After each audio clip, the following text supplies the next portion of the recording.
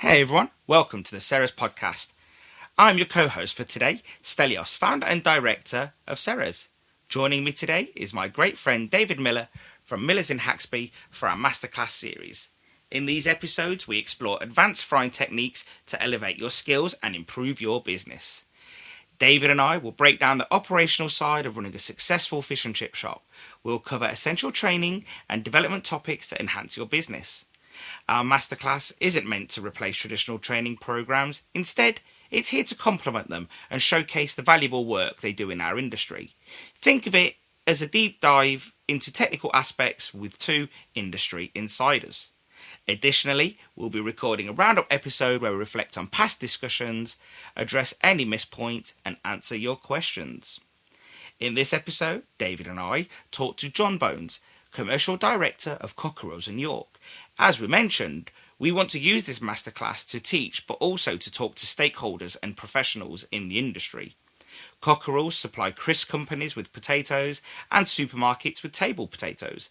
David and I were very grateful for John's time and for him sharing his expertise on these topics.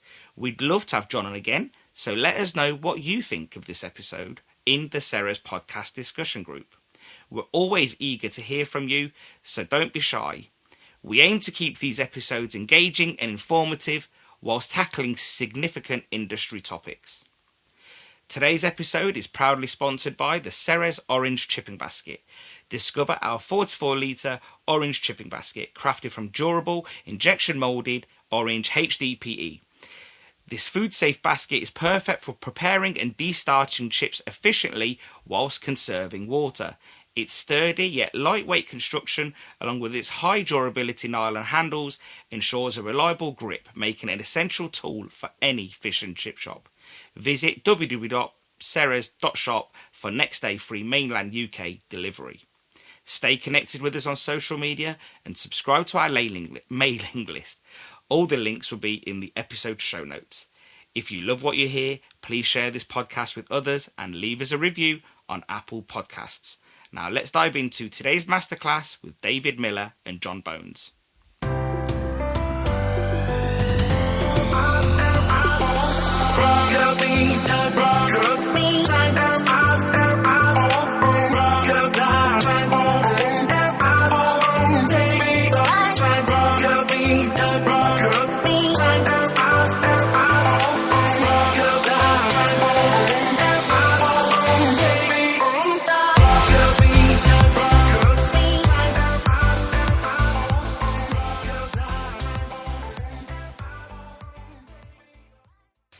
Okay, everybody, nice to see you all again to the masterclass. This is one of our roundtables, and we've got a friend of mine, actually. He's actually my neighbour, believe it or not. Well, 2 doors up, aren't you, John? And John, this is John Bones. He works for Cockerill's, and he's the commercial director. Cockerill's is just outside York. And really, John has sent us a few emails and whatever, and what's grabbed me is John's knowledge from a different side of the potato merchant scene and wholesaler. So, hello, John. How are you doing, my friend? Not so bad, Dave. Not so bad. Good stuff. Thanks for joining us on a late evening, because I know you've been working very hard, so thanks for giving your time up for that. Oh, you're welcome. And as I say, we're just going to touch on a few things. If you could just give us a little bit of background about yourself, John. What brought you into chips and potatoes and working for Cockerill's, if you don't mind? So it just gives our listeners a little bit of a background on you. Okay. Well, I've worked at Cockerill's for just over 20 years. I came from an engineering background, and I got sick and tired of being made redundant, and I decided to get into food. And I wanted to get into as close to the source, or close as possible to the raw material as I possibly could. And Cockerill's were looking for staff, and I joined in 2003. And at that point in time, I was employed to look after a factory up at Peterlee, and I'd make all the arrangements for all the deliveries and schedule all the deliveries of potatoes in there, and they would produce somewhere in the region of about they could use up to 3,000 tonnes a week on a really, really busy week, but typically it was closer to 2,000 tonnes a week. So I did that for quite a few years, and then I progressed gradually into management at Cockerill's, and then latterly I was asked to join the board there. And now I look after our processing department, which handles somewhere in the region of 110 to 120,000 tonnes of processing potatoes per annum, which we supply to 5 different crisping companies. We contract potatoes from pretty much from Clumber Park all the way up to Scotch Corner, and from Scarborough all the way across to Cheshire. So we're in that middle belt of the country, and we supply all the major crisping companies in the United Kingdom. Is that a big area, John, for the crispers in this area? Fairley York particularly is, because we've got quite a lot of the land around here is quite sandy, and that lends itself to processing crops, as opposed to you need more bodied land, maybe with a bit of clay in, for table potatoes, because table potatoes, they're all about the aesthetics. What does the tuber look like? Is it a nice clean finish on the skin? It's what the eye picks up, and that's what you need for a table tuber. Whereas for processing potatoes, it's all about the attributes that you can't see. So it's about dry matter, it's about fry colour. Other things come into play, like tuber count and size. A lot of it is directly relatable to what you want in chip shops. You want a uniform tuber that's elongated, that you can produce a lot of chips from. You don't want short stubby chips. You want you'll want something about, I don't know, 60, 70 mil long, and you'll want them all like that. You don't want lots of different sizes, do you? No, it doesn't fill the box. You want it exactly. You want it when you open the box, they all look the same, and they look and nice and bright. So you want a good fry colour as well. But like I say, you can't see those attributes on the raw product. It's a post. You're looking at post production attributes, really, in many ways. Yeah. That's really interesting, John. I didn't know you'd come back from an engineering ground, but so obviously, you know, I remember last year when I spoke to you, being made a board director, and you know, you were delighted for that, weren't you? It's a challenge. One thing, you know, we've discovered a lot about farms and how difficult it is, and you know, the email you sent back to me and Stelios, you know, was some great points, and it made us think a bit more. And we know that the weather's been dreadful the last couple of years, haven't we? And you've got inflation and the war in Ukraine and whatever else is going on. And obviously there's lots of other things. But one thing I did pick up on is obviously small farms are becoming a rare thing. So we touched with people that some chip shop owners have a relationship with their local farmer. And obviously we said, well, that's great, but if you're contracted and they're no good halfway through the batch, what are you going to do, sort of thing. So you need to know that you've done it. Would you say that it's going to become a very rare thing that the people that have got shops can have a relationship with a farmer like that? It's not something I've ever heard of, to be quite honest with you. Most people, if you relate it to, say, the individual consumer, you wouldn't go to a farmer and buy your carrots from him, or you might go buy a bag of spuds if they're selling them on the roadside. But invariably, most farmers, they want a consistent customer. They want that guaranteed return for what they're growing. Yeah. So one of the things that we offer is we do offer that. We contract the growing of those potatoes at a pre-agreed price, pre-agreed tonnage. We'll sort out all the problems, you know, as we get through the year, and we'll market them to the best of our ability. We'll even deal with surpluses if there are some. And the past couple of years, surpluses have been worth an awful lot of money. Some years they're not worth a lot of money. It's building up a relationship with a farmer, with the grower. But to answer your question, I would find it difficult to understand where the benefit is for either the grower or for the fish and chip shop owner to have that relationship. Because what happens if the fish and chip shop goes bust? Where's the grower? Where's the farmer's customer? What happens if, like you say, if the growing conditions in the previous year are poor? What happens if the crop starts to break down in store? There's a whole host of risks. You generally speaking, and you'll know this as well, Dave. You will diversify your suppliers. You won't just draw from one individual source for anything. You always have something else that you can draw on, just in case something else becomes problematic. Absolutely. And I think that's what one of our main things is we've been trying to get over, that just because you've done it that way, you need to think that, how do I get the best product I can to sell to my customers? And at the end of the day, you might have to go somewhere else, and we've sort of touched on that, haven't we, Stel? Yeah, definitely. And John, thank you for your time today, and those emails you sent as well was just great, and it shows, I said to David, it shows that you know a thing or two, because you probably just knocked that out while you were listening, whereas I had to research half the stuff that you said back to me. So that shows that you know a lot more than you probably let on. But, going back to small farmers, my warehouse and factory that we're building at the moment is on a farm. Yep. And he does mixed farming. He's got lambs, he's got some cows. And I was chatting to him the other day, and I said, why don't you ever do potatoes? He goes, it's not worth it. He goes, it's a specialist business. You need a lot more equipment, and you can't just do it part-time. You need to do it properly. I guess you just need a lot of heavy-duty equipment. He does oats and barley for his own use, but he's really not interested in doing potatoes, he said. And I think that sort of made me think a little bit more about how you need to specialise in something. The thing is with growing potatoes, it costs... Typically around, and I had a look at this today, somewhere it's around £2,000 an acre, if not a little bit, if not more, depending on the cost of the inputs. So things like fertilisers, things like diesel, all those sort of inputs that you have to take into account when you're costing your crop. The other thing you've got to think about is the machinery.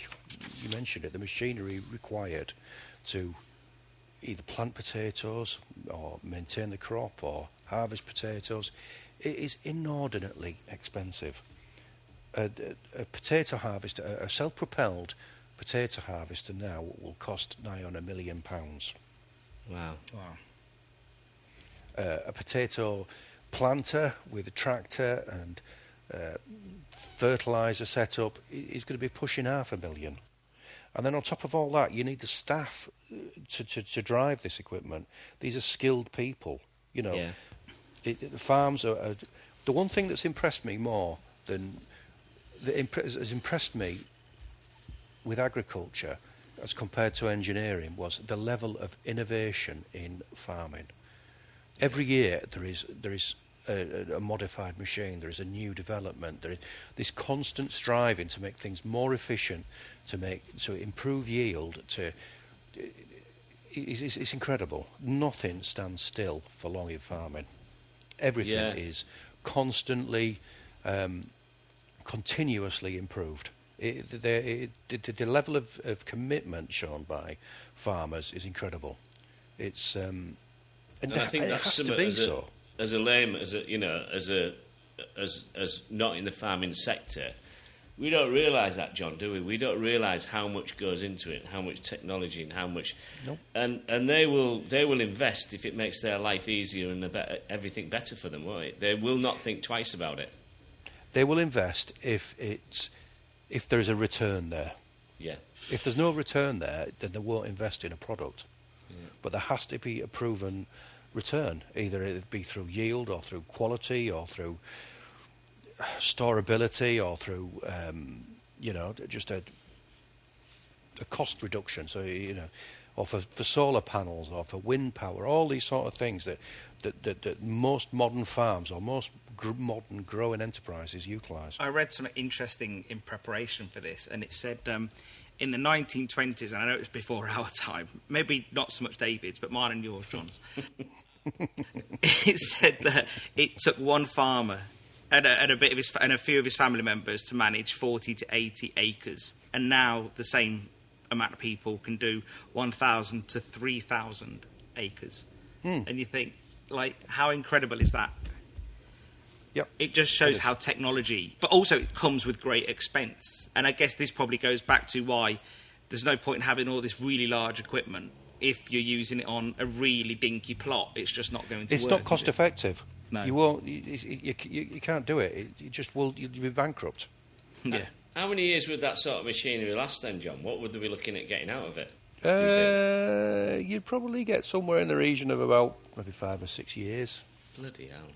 5 or 6? It depends how the usage is measured in hours. It doesn't do miles. Yes, of either. course. Yeah, it is hours. Yeah. But by the time if you buy a car now, and you keep hold of it for 5 years, in 5 years' time, the technology in that car is going to be not as up to date as a new car. Yeah. And similarly with agricultural equipment, there will be some improvement to it. It will cause less damage to the soil, or it will cause less damage to the potatoes, or it will plant it more efficiently, or and the investment that you make in new equipment will pay you dividends. Yeah. Wow. That's but there is a strong market in second-hand equipment as well. I was just going to say, what happens to it all? Oh, well, it just gets traded on, doesn't it? Yeah. Mm. Yeah. I guess someone always wants to buy it.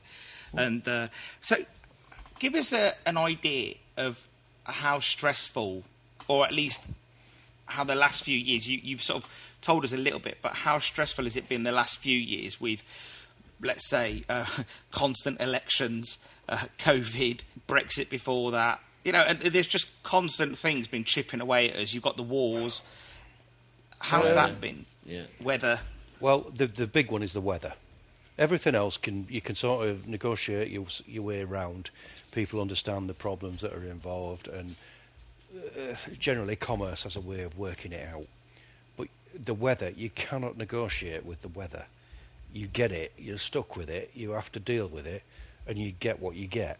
But if you think about 22, it was baking hot, wasn't it? We got temperatures of 40 degrees. Mm. Well, potatoes won't grow above roughly above 25 degrees. They'll just stop. So all that really hot summer, it did them no good at all. It was killing them. It was killing the plants. And then, going back to 22, so there was not enough potatoes to go around. People were growing them. Their input costs were the same. The land that they used was the same. The equipment that they used, all those inputs cost the same amount, but yet the yields were reduced. So the returns dwindled. And as with all things in life, scarcity drives value or drives price. That's why potatoes became so expensive 2 years ago, was because there wasn't many around. Simple as. Yeah. Then we come to this year, and it's done nothing. It's been the absolute opposite. When I say this year, I mean this current crop. So when we think about last summer and last harvest, we had exceptional levels of rainfall. Not a lot of sunshine. It's just rained continuously all the way through till April. And month in, month out, we've had above average rainfall. And that's been difficult to deal with. It was an atrocious harvest. Crops that went in early did well. Crops that went in late or people who had a lot to do, they suffered. If you bring wet potatoes into a store, they will rot. You've got to move them quickly. And as with anything like that, anything that affects the overall quantity coming out of a store, which we call, it's the difference between what goes in and what comes out, we call weight loss. Anything that affects that weight loss is an effect to the sold yield. And that's all important. That's what everything is about. How much can you? It's important how much you can produce, but if there's really high waste levels for whatever reason, it's matterless. It's sold yield. That's what you've got to think about. So if you have issues with weight loss, around rot or damage or size, for example, it's going to affect your revenue. Yeah. So the past 2 years have been incredibly difficult on farm. For some people, have come out of it a little bit better than others, but invariably, overall, the average is lower. For these past 2 years, the average has been on the lower end of the 5-year average. And that's not just the UK, that's across Europe as well. we've not been able to import potatoes because the prices are higher in Europe. It's a perfect storm. So the past sellers it's very much a seller's market at the moment. If you've got potatoes, you can almost dictate your own price. And I'm sure your potato suppliers or your chip suppliers will be telling you the same thing. Yeah, I am sure you are paying more for chips than you did 2 years ago. Yeah, we are. Yeah. And that's all down to scarcity. So how long does it usually take for the market to correct? And I don't mean just to be cheap, but just for it to steady out. Because obviously it's not a 1 year process, is it? Well, it is. Every year we only grow one crop of potatoes in this country, don't we? Yeah. We grow them over the summer, or we plant them in the spring, grow them over the summer, harvest them in the autumn. If you get good growing conditions and you get a good harvest, or if you get a good spring for you've got a good seed bed, good growing conditions over the summer, it's not too hot, not too cold, not too wet, not too dry, all that, and a good harvest, invariably prices are a little bit lower. If everything's been planted and there's enough seed to go around, invariably prices will be lower. If there's any sort of stress on the market or stress on the crop, prices will elevate because it'll affect yield. The other thing you've got to think about is these past couple of years we've had, and I hate to use these words, a cost of living crisis. Now, how does that affect me with my trade? Well, what I do is I supply crisps or potatoes to make crisps. Now, crisps are comparatively, when you look at all the other foodstuffs out there, they're comparatively cheap. So, whereas people haven't got quite as much money in the pocket as they had a couple of years ago, a bag of crisps is a cheap source of food. So there's demand there. So on top of the fact that you've got maybe there's not as many potatoes as you would like, crisping companies are really, really busy. They're all hitting the targets, or if not exceeding the targets, so they all want more potatoes. So there's a demand for potatoes. There's probably not enough potatoes, and yet the consumer is actively seeking out potatoes to eat. Do you think that's because with the cost of living crisis, they've made lots of cuts everywhere and they want to treat themselves to something? They're thinking... It might be treating themselves, or it might just be, like I say, comparatively, it's a cheap source of food. When the economies... I've always thought that the crisp market is a little bit anti-cyclical. So when the economy's doing really, really well and everybody's got loads of money, they don't eat so many crisps. They look for something a little bit more healthier. They want a baked pea sprout or something. There's some niche product that some celebrities eating somewhere, avocado on toast, as opposed to a bag of ready salted or a bag of cheese and onion. So when the market's flat, those niche products disappear all out the window. They all go bust, or they're not viable to make because nobody wants to buy them and nobody can afford them. So they'll go looking for something maybe a little bit cheaper that offers a little bit more value, and they'll have a bag of crisps. Yeah, very true. Very true, John. Yeah, it's like a stopgap meal, isn't it? Oh, I'm hungry, I'll just get a bag of crisps. Eat them in the car or whatever, or, just as we all know, having a beer and a bowl of crisps is quite nice, isn't it? Yeah, of course it is. Yeah. It's, some of these big factories can produce crisps really quite cheaply, and they can do multi-buy deals. You can go to a supermarket now and you can buy a box of crisps for a few quid. Yeah, I know. Yeah, it's crazy. I went to a. The Swan on in Bishopthorpe, the White Swan, John. Real ale pub. You know what I mean? Right, I haven't been there for a while, Dave. Yeah, well, I went in there and I got a pint the other day. It was with my Paul, and they had a selection of about 15 different types of crisps. Really? Yeah. Incredible. I do think the crisp industry has been they've worked really hard to sort of infiltrate lots of different sectors. You even see them at the gym. And I don't think, just well done to them. They've done really well. But you're right, in some ways, it is a paradox because, in my mind, if you're short on money, you buy raw potatoes, especially at home. It feeds a lot more people. But that's why I thought to myself, is it the treat element that's really grabbing people in for crisps? No, it could be. I mean, impulse purchase. I mean, don't get me wrong, I mean, there are some incredibly clever people who market crisps, and they have almost limitless budgets for advertising.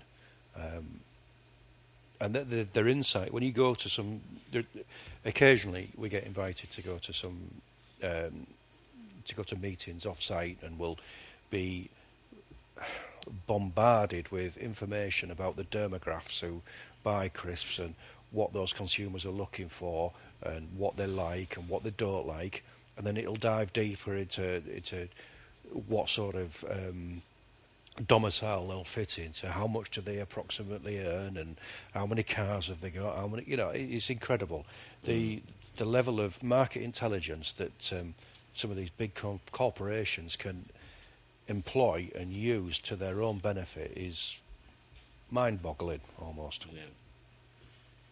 Do you think a crisping potato isn't far off what we want as a frying potato, is it? Yeah, well, that's a good question, because a crisping potato will make chips.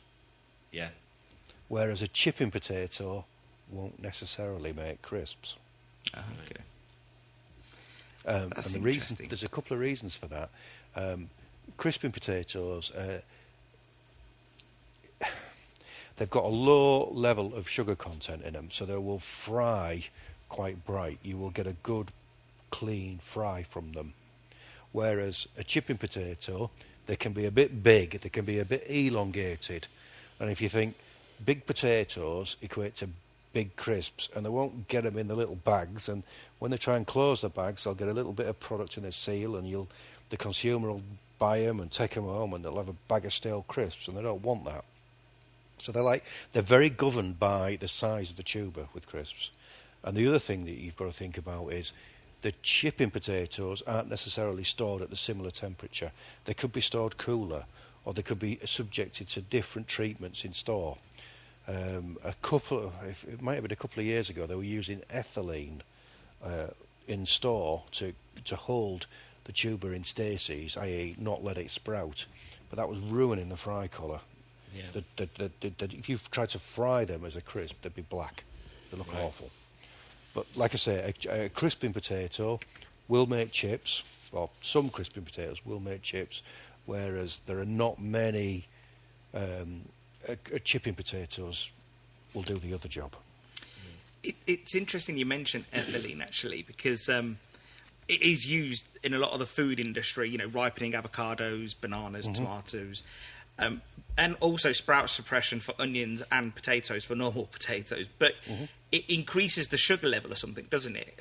Yes. Yeah, because and that's the tuber is a living thing, and if you don't let it breathe, you will put it under stress. Yeah, it's interesting because looking at this, there's certain suppressants that we can't use no more, or you guys can't use no more for the potatoes, and now one of the popular ones is essential oils, isn't it? Peppermint and orange.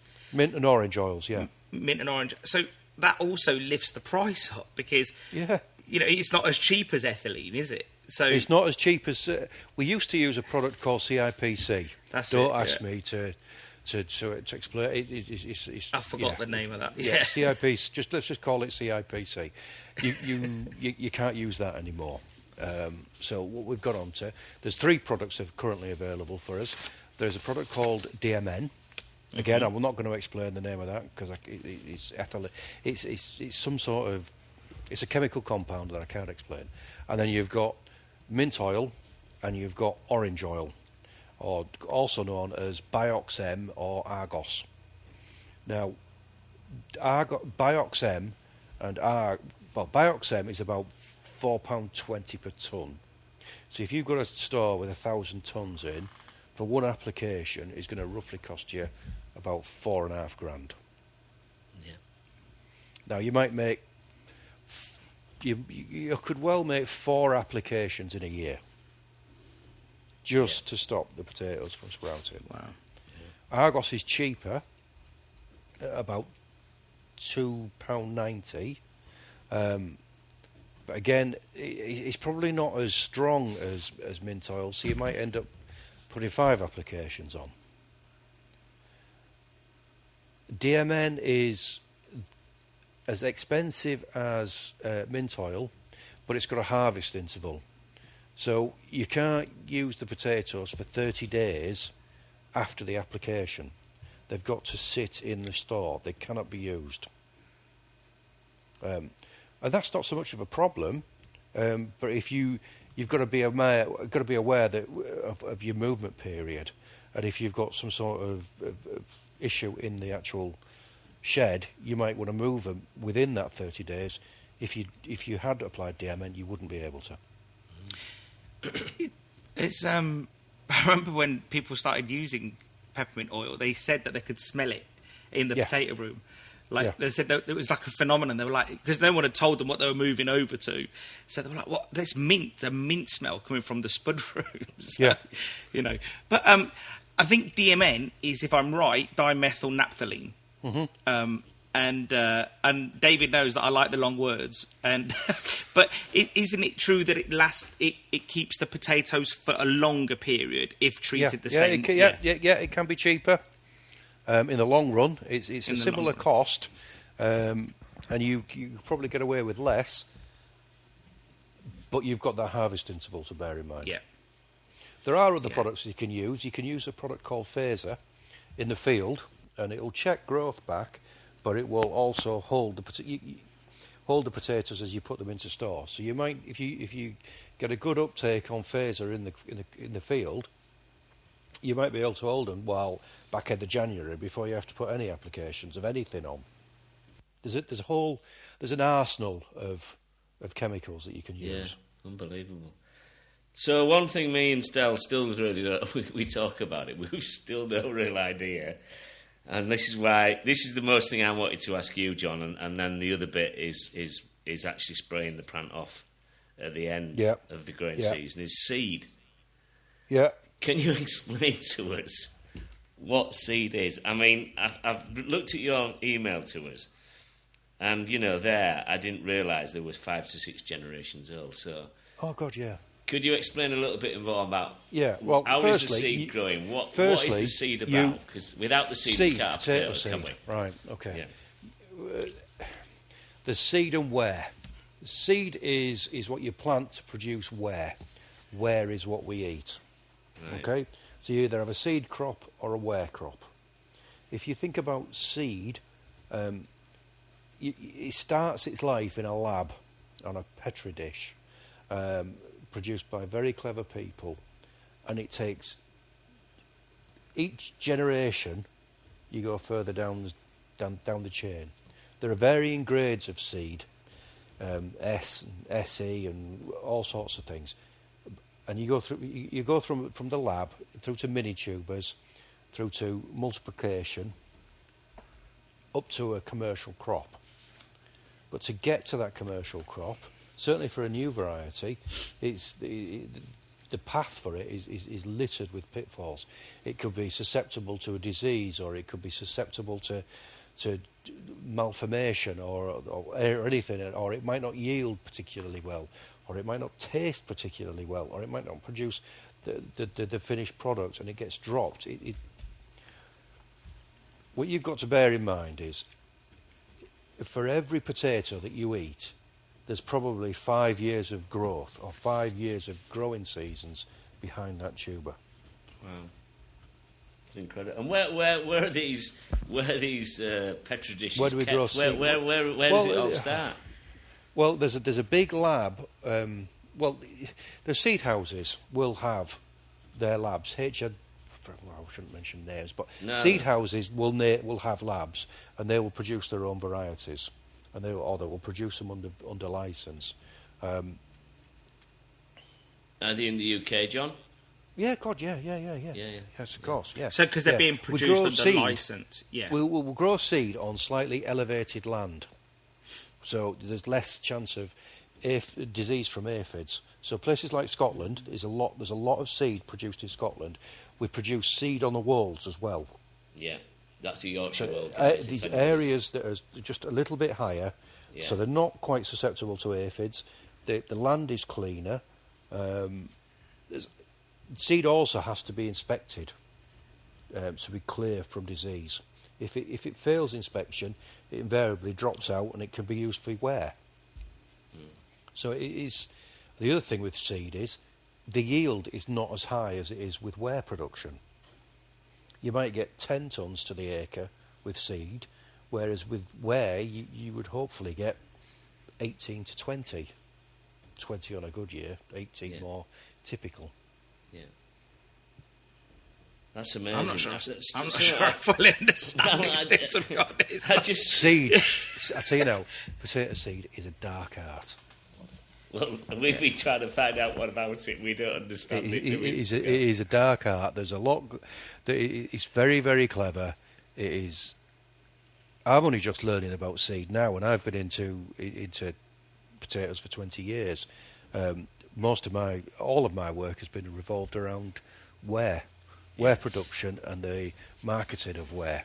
Whereas seed is, you've got to have a strategic view on what you're going to do, not this year, but next year and the year after that and the year after that. And you've got to get things in place with seed. You know, that production has got to begin many years previously. Because if they have a bad year growing seed, that's going to hurt us next year, isn't it? If we have a bad year growing wear, invariably we've had a bad year growing seed, which has led to one of the problems that we've had this year. So last year's crop, which was difficult to harvest, difficult to grow, has led to less seed being available. Yeah. Or a poorer quality of seed. And would you say the Dutch lead the way when it comes to the seed? Or potato, I guess, because they are linked, I guess. No, I don't think I'd say that. I wouldn't quite go that far. Who would you say we leads try the to way? We try to use. We don't. Does it not from work my point like of that? view, I don't like using, or we don't like using foreign seed. It's difficult. You don't get the same level of attention to detail as you do with English seed, and your supplier's not there to deal with issues. You know, you're already invested so much money in transporting the seed across the water to get it through inspection, to get it on farm before you even plant the bloody stuff. You really want to use English seed wherever possible, I would say. Meaning English seed, UK or British, seed from the United Kingdom, if we're going to be backed by a British company with offices. Well, in the UK. If there's a problem, will you get your Dutch seller across the water to have a look at it, and will he be interested? Probably not. Don't know. And then on top of that, if you think about the cost, how much cost is there involved in getting the seed over to you? Well, it's going to be 50, 60 quid per tonne on top of the actual seed price. So is it going to be as competitive? Yeah. Probably not, no. And like you say, it's sold as seen, almost, yeah. Well, at least it's not there is a bit of comeback. If there's a problem with it and it doesn't grow, then you've got a strong argument to say that it's substandard. But are they going to listen to you? Probably not, John, no. Or at least if it's UK based, though. If it's UK based, you can just put it on an Arctic and send it back. Well, the thing is, if it's UK based, invariably they won't want to upset the customer. They won't want to. They'll want to carry on doing business with that particular grower, so they will sort that problem out. Yeah. Remember, potato farmers are not queuing up just to take on crap seed. Yeah. Absolutely. If they get a bad batch of seed from one seed house, they won't entertain it the following year, will they? No, absolutely not. Absolutely not. And David wanted to know more about the sort of spraying to sort of finish. Okay. Yeah. Well, spraying, right. So you plant the seed. You do all sorts of things. You find the right field. Can it be irrigated? What's the condition of the soil like? Is it light? Is it clay? Is it, what's the level of PCN in the field? All those sort of things go on before you select the field. Then you plant the seed. So you're so far invested in it, you've got to protect it. All you want in that field, really, is potatoes. So the first spray you will do a herbicide. You will do a pre-emergence herbicide, which will kill off weeds. So the weeds will get going before the actual tuber will actually emerge from the ground. So you'll spray the weeds off, okay? And then you'll get the tubers or hopefully the plants coming through, and then at that point you'll start having to spray for blight. Now, blight. There's two types of blight. Well, there's a number of types of blight, really, to be quite honest with you. There's early blight and there's late blight. It's a little bit confusing because early blight, you would think that early blight affects the potatoes earlier. Not necessarily. It's really named that way because it affects the earliest crops, the earliest maturing crops. But the other issue you've got to think about is rhizoctonia. Now, that is a soil-borne disease that affects roots. So if you plant too early into cold, wet soils, the tuber or the seed tuber can effectively just sit in the ground and rot, and that's causes a problem for yield. So you've got to get your seed timing right. You've got to get your herbicide right.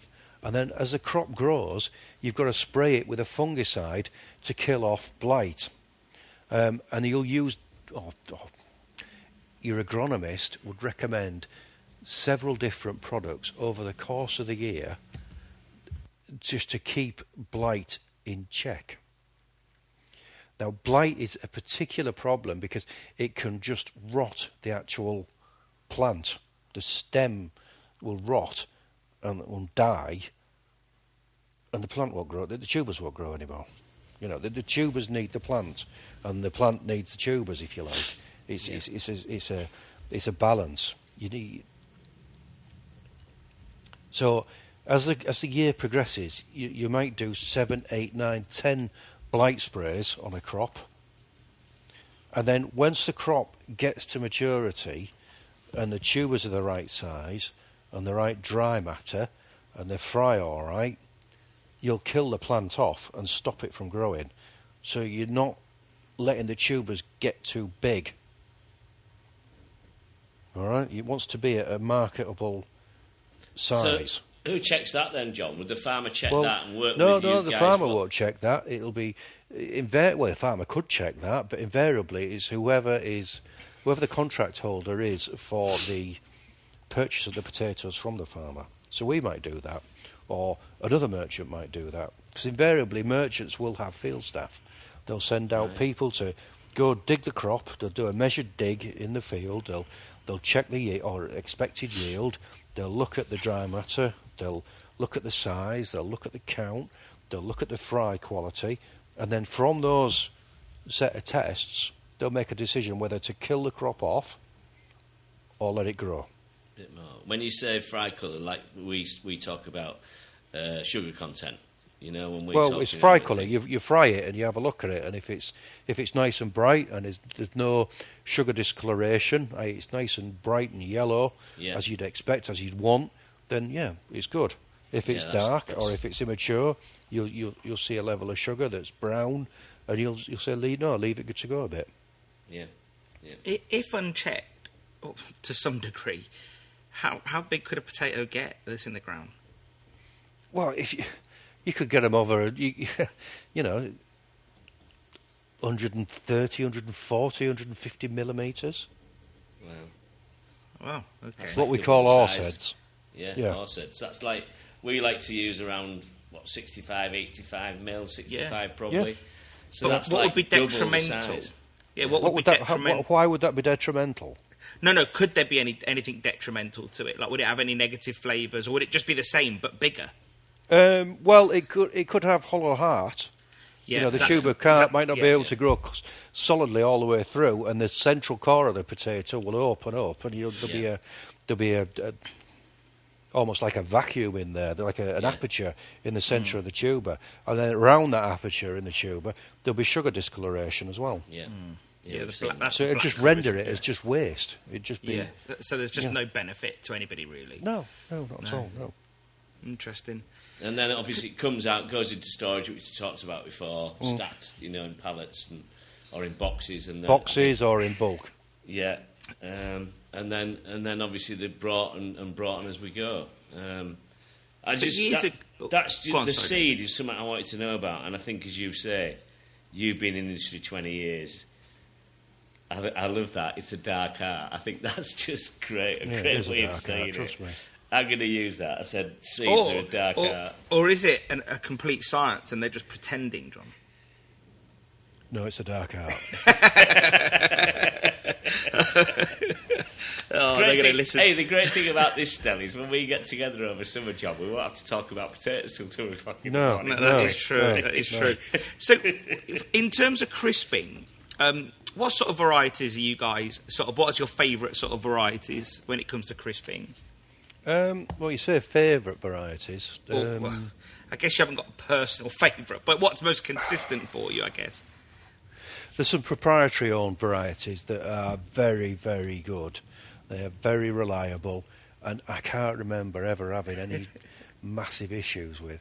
I mean, back in the day when I started, there was pretty much 3 varieties.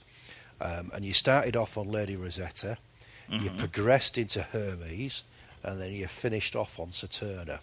And what I mean by that is, you would start your supply in August on Lady Rosetta, and that would run through till December, January. You'd even store Rosetta, which is unheard of now. You'd then drop into Hermes, which would be a medium storage potato, and that would run through till May. And then probably sort of like the back end of May, you'd be into Saturna. Now, the problems with that is, I mean, Rosetta, we still use that today. It's a good, that they've not found, or not even created, something that will do the job that Rosetta does, which is produce a high dry matter, early maturing, viable crop, better than Rosetta. It's incredible, really. However, Hermes, I would like to say you don't hear of it these days, but then I've just been drawing up a contract today for a few ton because there's not enough seed to go around, so we've dropped into some Hermes. But I won't store it. I'll send it ex-field. I'd just rather do that. It will process ex-field, and it will produce an excellent crisp. And for many, many years, Hermes was the gold standard. It's just, if you store it, it can become very, very sugar unstable, and it can go off like you won't believe. And then we've got Saturna. God, it could be a nightmare with sugars. It can be good, but invariably you get such volatility within a store of Saturna, and with Hermes as well. They can be absolute dynamite. You don't know whether they're going to go in or whether they're going to get rejected or whatever. So the current set of varieties that we have now, we've got much more sugar-stable varieties. We've got much more consistent size and shape, much more consistent dry matter as well. Yeah. Over the years, these attributes have been refined and refined and refined, and we've got some excellent varieties, some excellent performing varieties that produce an excellent yield, given the right conditions, given the right growing conditions. And going back to what we picked up on before, the sort of insatiable appetite for crisps and snacks, are farmers leaning more that way than they are to our industry, would you say? I think yes, because crispers, they seem to make, crisping factories can, I think, make a little bit more money, and they've got a bit more money to throw at the job, and they are early maturing varieties. So with chippers, they're generally later maturing varieties. So you've got to leave them later in the ground. You can't harvest them as early. And the way that some big chipping companies have acted this past couple of years, they've tried to suppress prices. And it's not really gone down that well, to be quite honest with you. Whereas crispers have been more open to the the fact that, it's going to cost more, and we are willing to pay more. They're more open to competition. They will respond quicker than chippers will. So there's a common misconception then from our side, our industry, that a crispers will just use anything and they'll drive a really hard bargain. Whereas I'm hearing sort of the opposite here. And when you say the chippers have tried to suppress the market, I guess that's the merchants struggling to sell it on to their customers, which is fish and chip shops. Who No. Go on. I'm thinking a level above that. I'm thinking of the big major chipping companies. Yeah. Have just got it wrong. Actually, to be quite honest, they've got the pricing wrong for next year, and they're struggling a bit. To be quite honest with you, and So you as I think said, they're their varieties low? are later maturing. They got caught out last year because the harvest was so poor. It started raining and it just didn't stop raining, so a lot was left in the ground. It just could not be harvested, and it was wasted. And then they came out with a flat price, and it was like, well, where what about risk? So What you about think the they should risk that growers are undertaking to produce a crop for you? So what you're Where saying does for that those come into it? listening is that they should have charged more for that product. If you wanted to contract chippers, then they should have paid more. Yes. Yeah. Processing costs, we should have paid more. You can't expect a farmer or a grower or a farm business is exactly that, a business.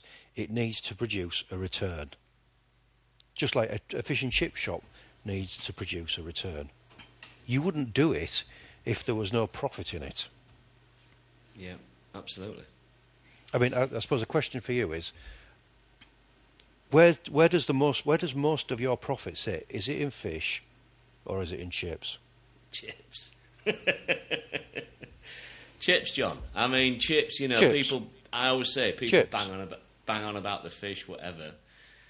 Everything, what's your biggest seller is chips, and this is why you need to look after them. This is why you need to always try and source the best you can. Get as much yield out as you can. It's all right us getting a 25-kilo bag, but when we come down to prepping it, we need to be on it, because that is your biggest seller, and it gives you the best profit. So, yeah, absolutely. So you make more money out of chips or more money out of potatoes than you do out of fish. Yeah, without a doubt. So you can, I could argue then, you could probably afford to pay more for your potatoes then, couldn't you? We can't invite you to any industry events because you need to make it out. I was going to as well, but no, you don't. Well, unfortunately for you, John, David's already said that you live 2 doors away. The thing is, you've got to understand that not only do I buy potatoes, I sell potatoes. Yeah. Yeah, I know you do. So, John, yeah. There's a general misconception, and I don't think it's just chip shop owners that think this. It's probably a lot of people that think that farmers bring us to our knees, that that they demand and they get. You deal with this every day. If anyone is cynical, it could be you, because you do this every day. So tell us why that, in your opinion, without putting words in your mouth, why that view is wrong. I think what you're referring to is maybe a misconception that all farmers are a bit greedy. Would I be right? Yeah. Right.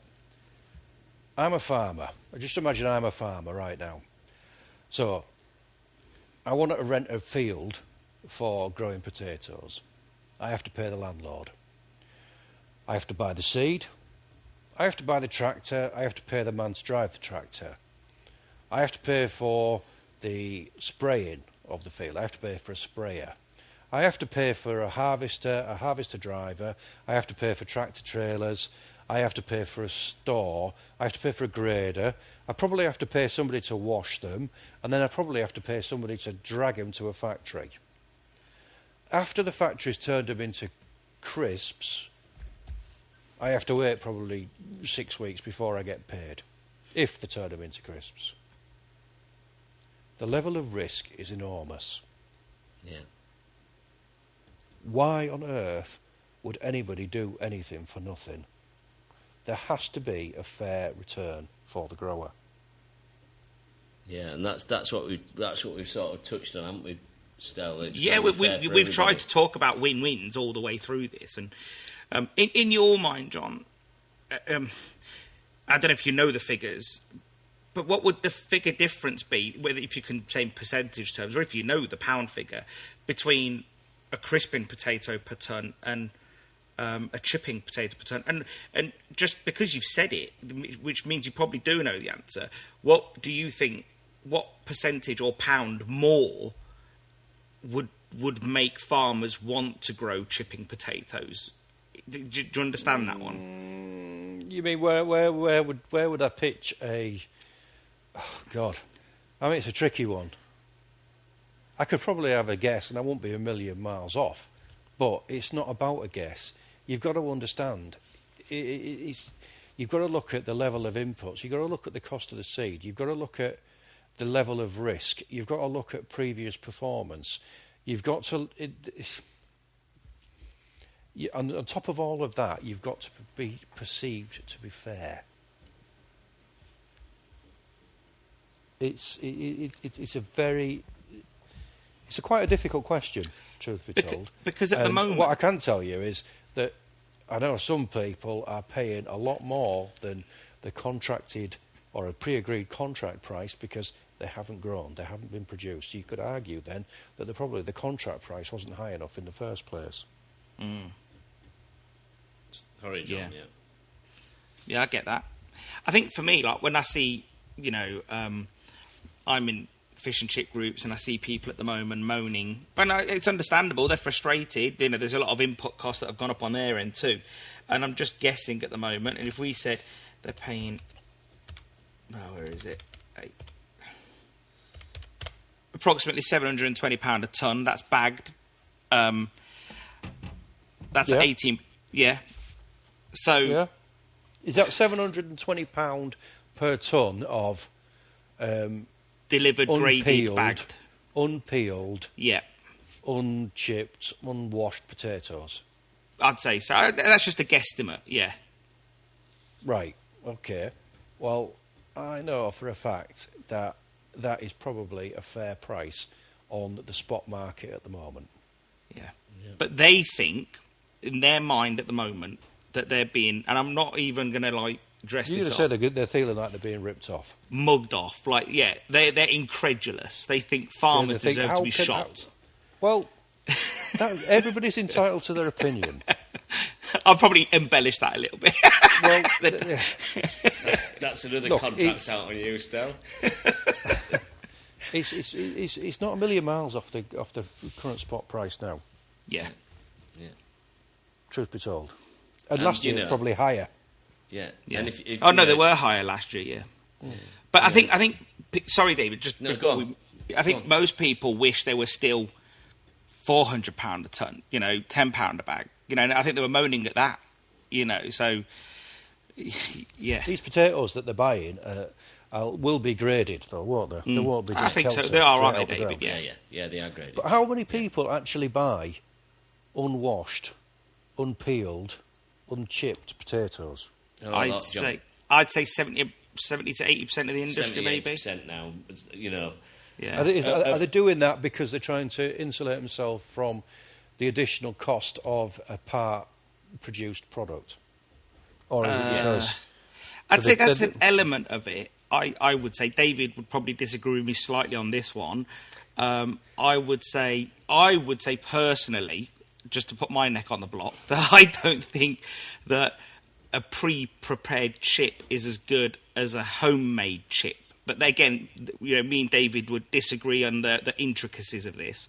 But I think for the most part, some people are making their own chips because that's what they've always done. It's probably cheaper. They don't know any other way.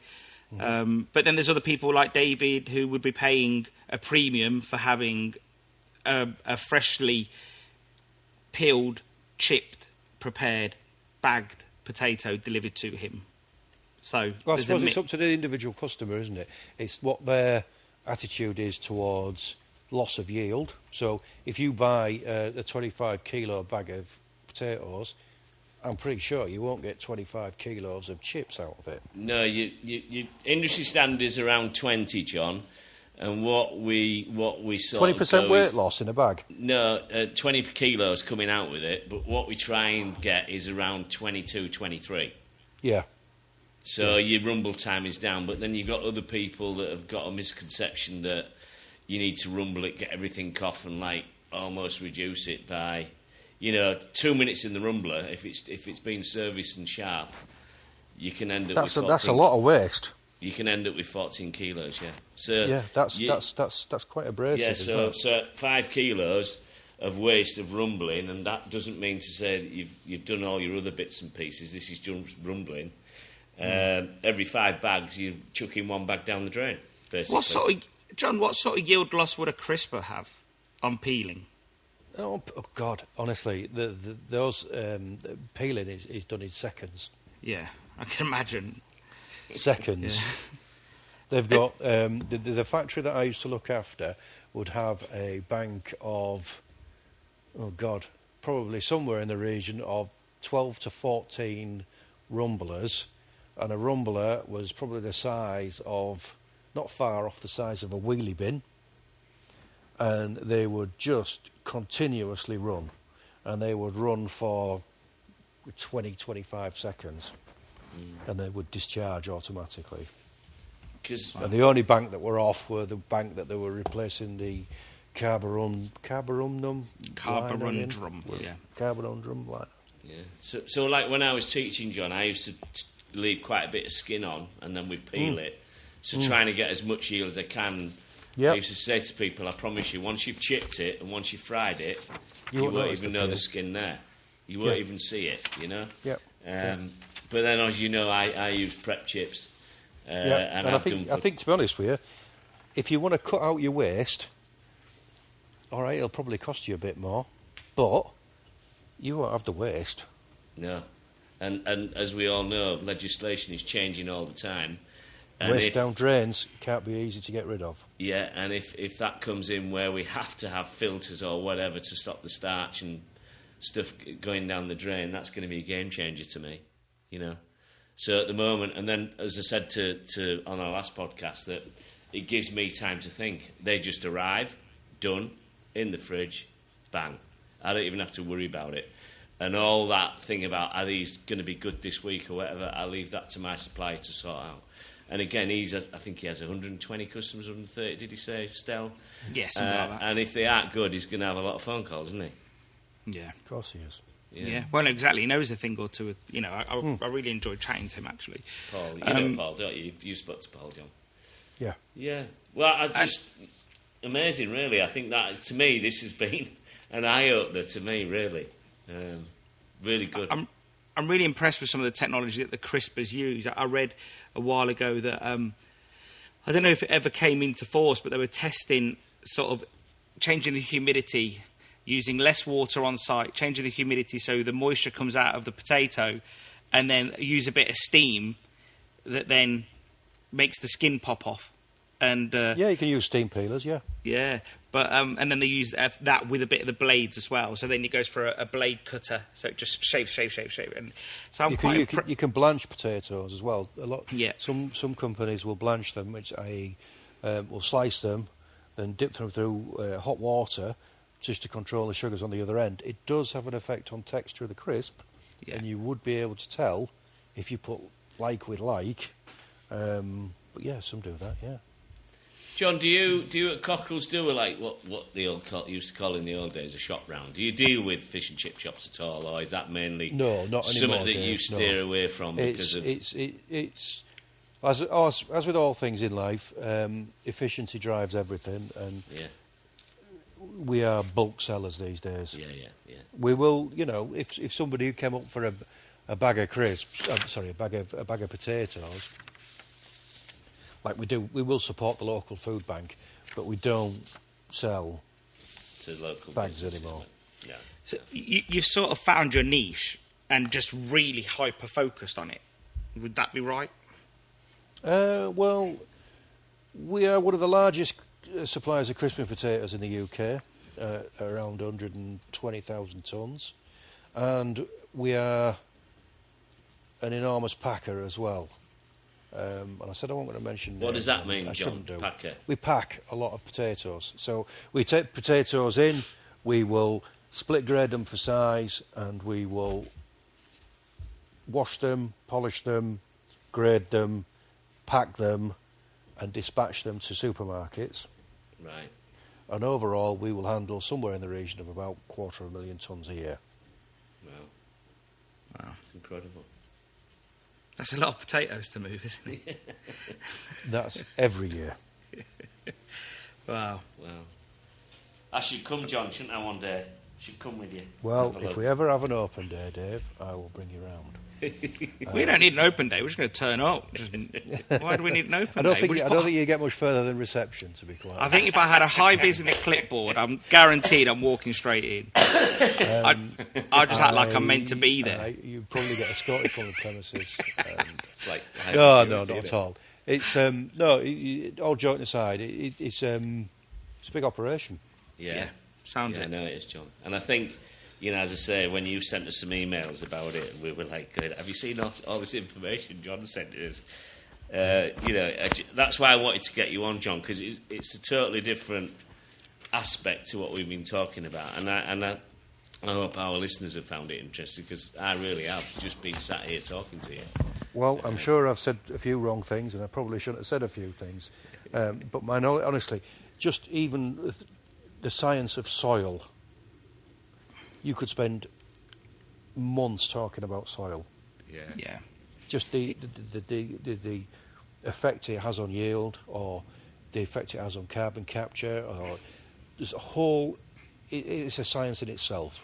Yeah. Before you even get to potatoes, it's...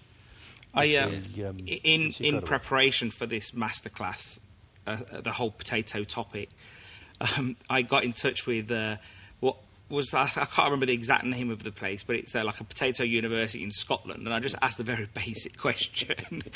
Yeah, Sasa. I think it was that. The response I got was like 4 emails long, and I was just like, my mind just blew. And the guy goes, "Oh, I've just retired." He goes, "But if you ever need any more information, like just email me back." And I was like, "Okay, I've just got to absorb all this first." So it's a science in itself. It really is. And you touched on it when you started talking about seed. That is incredibly technical. And yeah, it's fascinating. I've built my career on it.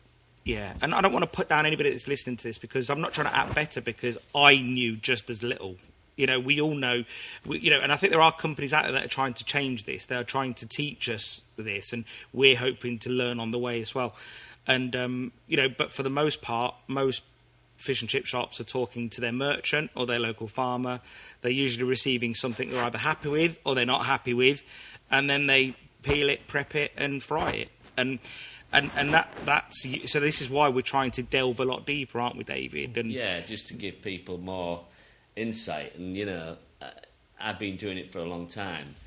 I don't know everything, and I don't know everything, but I know a bit about what we do in the fish and chip shops, but I don't know the background story of it. And I think that's what was so great, is to open up to people like yourself and let our listeners understand what's going on. And it is the most important thing in a fish and chip shop.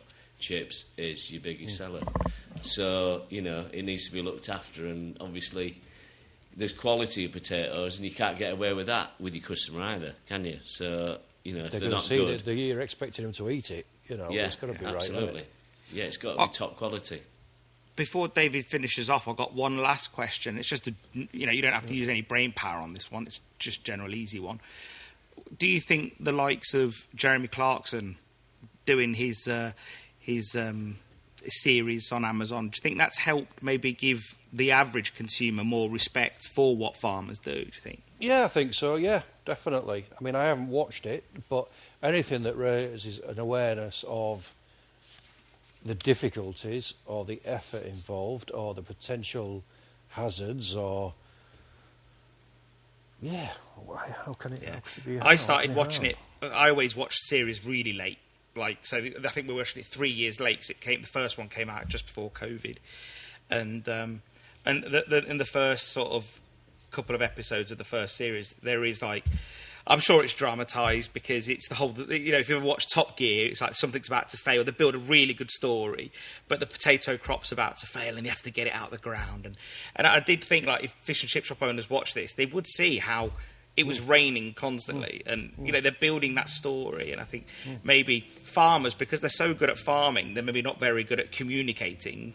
And maybe that's where, you know, they probably don't... I think everybody in all forms of life has a tendency to be a little bit insular when it comes to dealing with their own sphere of problems, and I don't think farmers are immune from that, for sure. Absolutely. Right. Well, John, I'd just like to thank you so much for giving your time up tonight. I've found it really interesting. Well, thank you very much. And you've been really good, and I think you might be coming back on again as our potato expert. And it's John Bones, our potato expert, back on again. You might get a fan club, John. One thing I am not is a potato expert. I'm just somebody who has worked in the field of potatoes for a long time. Yeah, but you're I'm a not dark art master. And I don't consider myself an expert at all. Well, you've taught us a few things. So we thank you for that, John. We really do. No problem. Thank you for your time, John. You're a star. All right. No problem at all. Okay.